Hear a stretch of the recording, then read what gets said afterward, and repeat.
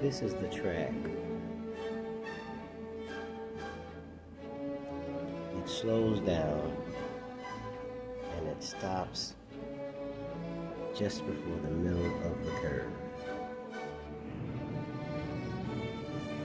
This Fiero